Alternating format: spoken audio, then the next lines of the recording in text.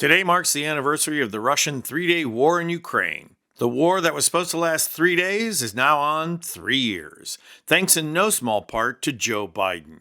Biden is now gone, and replacing him is Orange Mussolini, who is single-handedly trying to hand Ukraine over to Putin.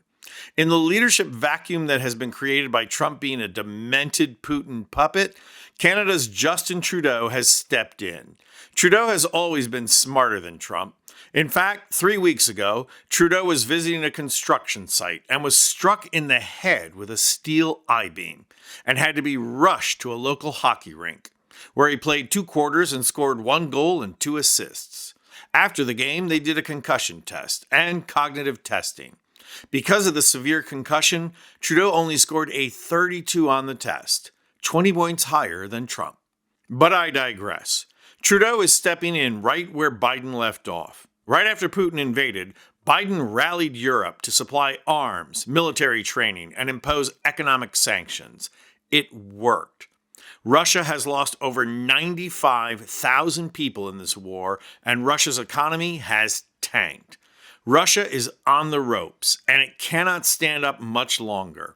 Russia was so desperate it begged North Korea to send troops. Those troops were slaughtered by the Ukrainians. Trump's response was to get that slimeball Scott Bessent, now our Treasury Secretary, to go to Ukraine and get them to sign over all mineral rights to the U.S. in exchange for a vague promise. Keep in mind, Russia is on the ropes here, right? So what did Trudeau do? Watch this. The Prime Minister joining 12 other world leaders today in Kyiv. They are meeting with Ukrainian President Volodymyr Zelensky to mark the 3rd anniversary of the start of the Ukraine war, Russia's invasion of Ukraine. Peace is secured.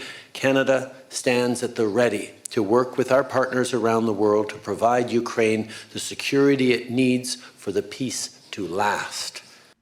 That's what you call leadership. And not only did Trudeau lead a G7 conference by showing up in person, he led with material support, encouraging others to do as well. As you're reporting, Chris, to us, Spain has also announced a new aid package, €1 billion from Spain to Ukraine at this time as the war begins a 4th year. So obviously we're going to hear this kind of pledge from the leaders who are in Kyiv today. Why is this moment so crucial? It almost feels, being here, something like a reality check. Donald Trump has controlled the agenda over the last 2 weeks, saying things that, frankly, sound incredibly wrong and foreign, not just to Ukrainians, but also many in Europe. I can tell you we were out talking to war veterans, injured war veterans, all day yesterday, Heather, and many of them were aghast at the U.S. position. They're very worried, however, that the United States is going to cut its military support for Ukraine because Ukraine relies on, for example, anti-aircraft systems and anti-missile systems. And even as this event was beginning, we heard those sirens going off in the background.